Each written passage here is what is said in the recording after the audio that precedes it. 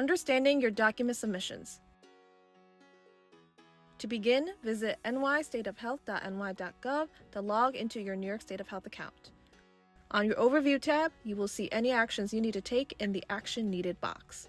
To submit documents for verification, go to the Verification tab.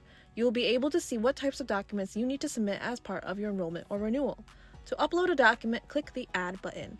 A pop-up will appear where you provide more information on the document you are uploading, such as the income source and the document type. Select the answers from the drop-down menu that pertain to your upload.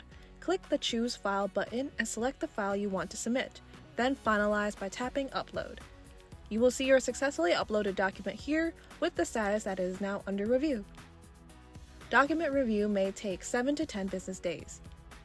If your submitted document is found to be invalid, you will see that marked invalid in your document section here. Click the blue link that says, "Why is this document invalid?" and the reason will pop up on the screen for you to review.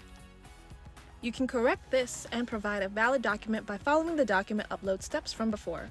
Once your document is reviewed and accepted, you will receive a notification along with more information on the next steps for your enrollment or renewal. Visit nystateofhealth.ny.gov to learn more.